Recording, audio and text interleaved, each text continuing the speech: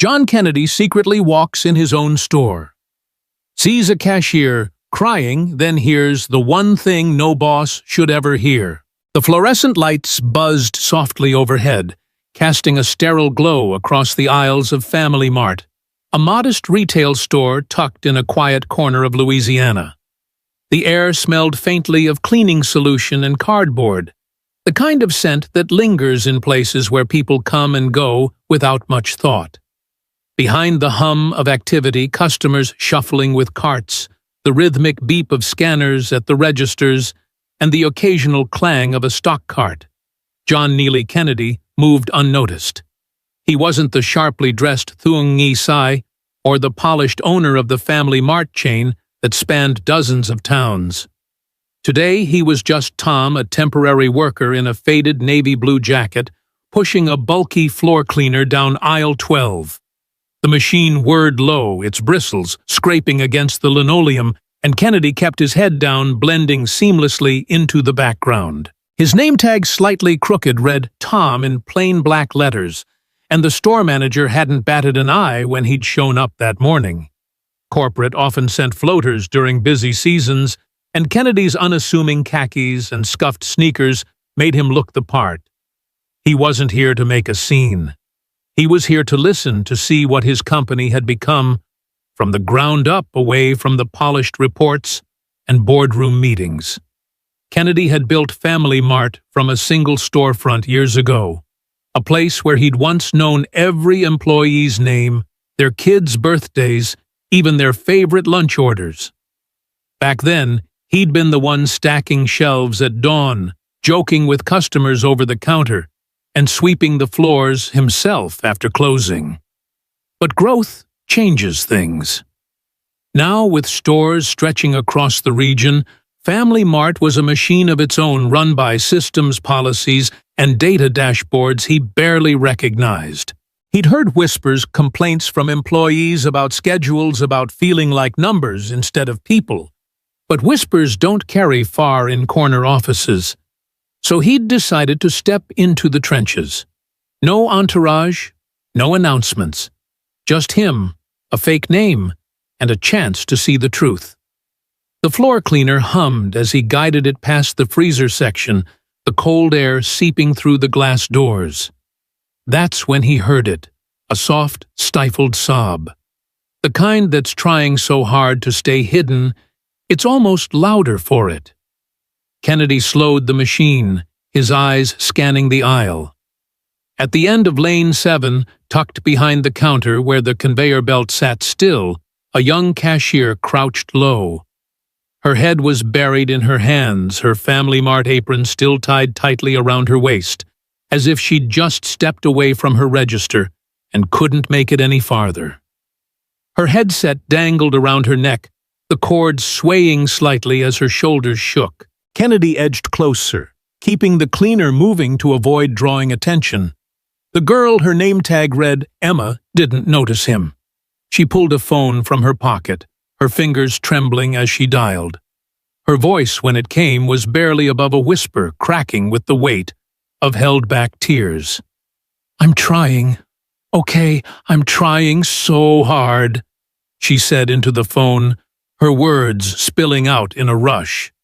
"But I can't miss another shift. They'll cut my hours again, and I'm already behind on the electric bill. They sent another eviction notice yesterday. I don't know what to do anymore." There was a pause, the kind that carries the weight of someone else's response on the other end. Kennedy kept his eyes on the floor, but his ears were locked on her voice. "No, I didn't tell them." Emma continued, her tone sharp with frustration. "What's the point? HR keeps saying flexibility is key, but if I'm not available every single hour they want, I'm screwed. You know how this place works. You're either invisible or you're gone." Another pause, longer this time. Her next words hit Kennedy like a punch to the gut. "I lost my sister last year. I'm barely holding on to the apartment. I'm losing myself, and I don't even know why I keep showing up." Her voice broke, and she let out a bitter, quiet laugh. "I just want one person to see me just once, even if it's the guy who made this damn system. But people like him don't come here. Not really. Kennedy's grip tightened on the handle of the floor cleaner. His knuckles whitened, and for a moment, the hum of the machine was the only sound anchoring him. She didn't know who he was, but she was talking about him. Emma's words weren't just a cry for help. They were an indictment of the company he'd built, the policies he'd signed off on in meetings he barely remembered. He'd approved the flexible hours policy years ago, sold to him by consultants as a way to streamline schedules and reward dependable workers. It had sounded fair, logical, like a win for everyone. But now, standing in the aisle, listening to Emma's voice crack under the weight of that same policy, he felt the ground shift beneath him. The system wasn't rewarding her dependability, it was punishing her for being human. He kept moving, guiding the cleaner toward the back of the store, but his mind was racing. Emma's face stayed with him, her tired eyes, the way her hands shook as she clutched her phone, the way her voice carried a kind of resignation that didn't belong in someone so young. She couldn't have been more than 25, maybe younger, but she sounded like someone who'd been carrying the world for years.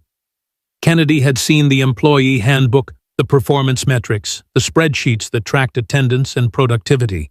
He'd trusted those numbers to tell him how his company was doing. But numbers don't cry. Numbers don't beg to be seen. As he rounded the corner near the dairy section, he glanced back at Emma. She'd stood up, wiping her eyes with the sleeve of her uniform. She adjusted her headset, took a deep breath, and stepped back to her register, her face shifting into a practiced smile as a customer approached.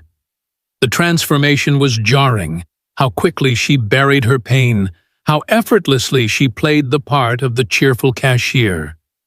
Kennedy had seen that kind of mask before in his early days, working the floor, but he'd forgotten what it felt like to wear it. He pushed the cleaner past a display of canned goods, his thoughts spiraling. How many others were like Emma? How many were smiling through their own silent crises, invisible to the system he'd built? The store was busy now, the midday rush bringing in a steady stream of customers. Mothers with toddlers in tow, elderly couples comparing prices on cereal, a delivery driver hauling boxes through the back entrance. Kennedy kept working, sweeping the cleaner in slow, deliberate arcs. But his eyes darted to the other employees. There was a stalker in aisle 3, a young guy with earbuds moving with the kind of detached efficiency that comes from long hours and low pay. At the customer service desk, an older woman with graying hair handled a return with a calm, professional tone, but her hands moved a little too quickly, like she was racing against some unseen clock. Kennedy wondered what their stories were, what they weren't saying out loud. He thought back to the early days of Family Mart, when it was just him and a handful of employees in a single store. He'd known them all: Maria, who brought homemade tamales to share on Fridays; Carl, who'd worked the night shift to pay for his daughter's college; Jenny, who'd stayed late to help him fix a broken register. They'd been a team, a family of sorts. But as Family Mart grew, so did the distance between him and the people who kept it running.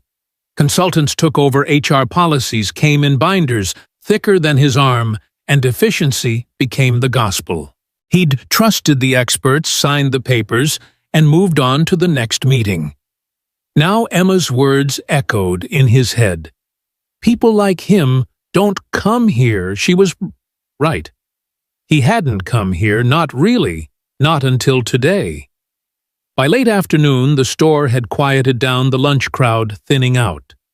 Kennedy parked the floor cleaner near the stockroom and took a moment to lean against a wall, his back aching from the unfamiliar work. He wasn't used to this anymore. The long hours on his feet, the repetitive motion of pushing the machine. But the discomfort felt grounding, a reminder of what his employees did every day. He glanced at Emma's register again. She was ringing up a customer's groceries, her movements quick and precise, her smile unwavering. But he noticed the way her eyes flicked to the clock above the exit, the way her shoulders tensed when the store manager walked by. She was holding it together, but barely. Kennedy knew he couldn't fix everything in a day. He couldn't undo years of policies with a single conversation. But he also knew he couldn't walk away from what he'd heard. Emma's voice, her raw, desperate plea to be seen, had cracked something open in him. He wasn't just Tom the temp worker anymore. He was John Neely Kennedy, the man who'd built this company, and he'd built the system that was breaking her. The question was what he was going to do about it.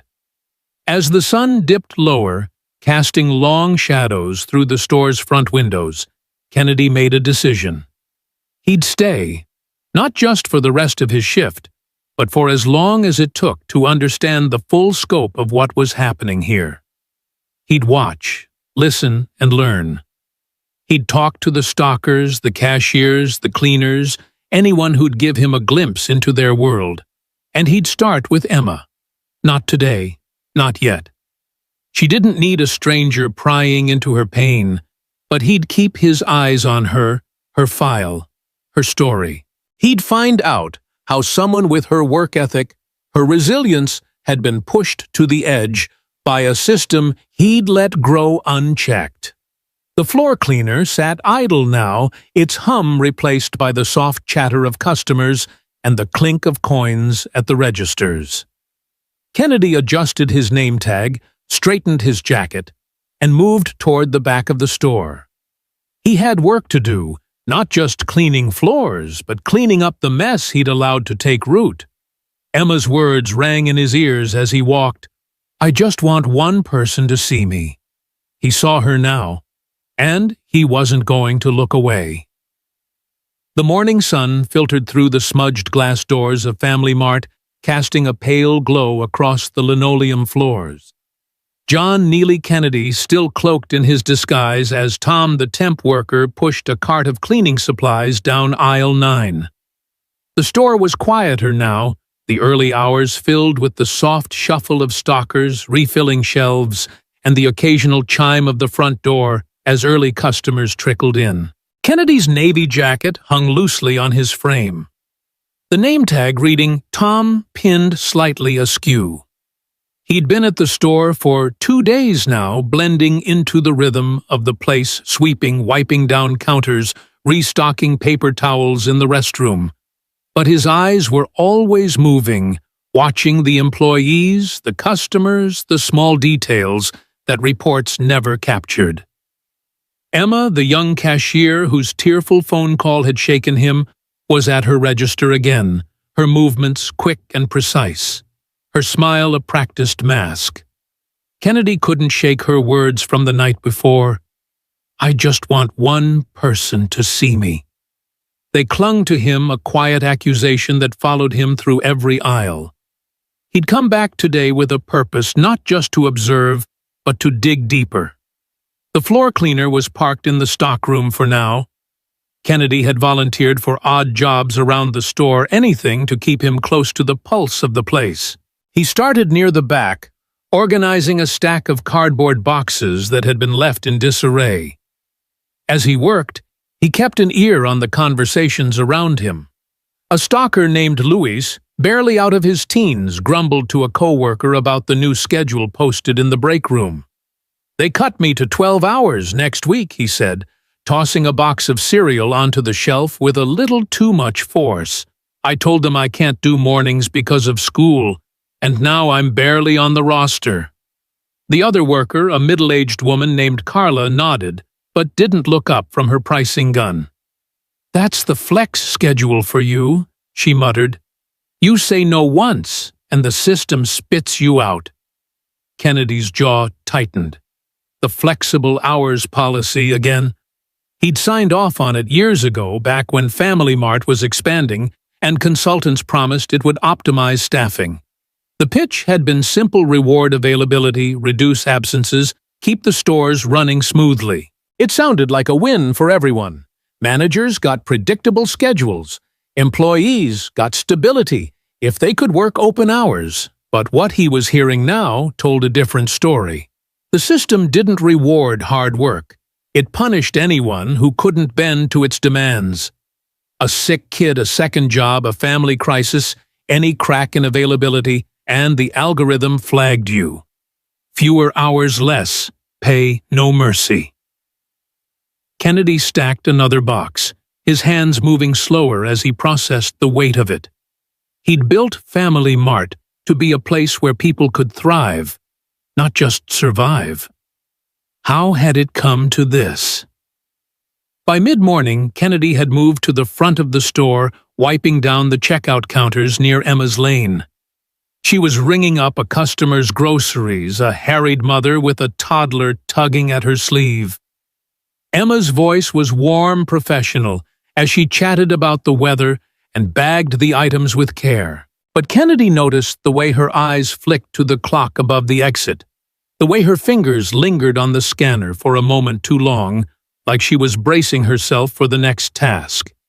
He'd seen her file last night, pulling it up on his laptop in the dim light of his hotel room.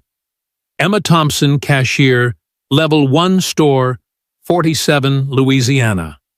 Her performance reviews were spotless. Perfect attendance, glowing customer feedback. No disciplinary issues. But 6 weeks ago, her hours had started to slide. From 30 a week to 22, then 15, now down to 10. The drop coincided with 2 days she'd taken off, marked as personal leave in the system. No details, no follow-up. Just a flag for low availability, and the algorithm had done the rest. Kennedy's stomach churned as he recalled the rest of her file. Those 2 days off had been for a family emergency she'd mentioned losing her sister on the phone.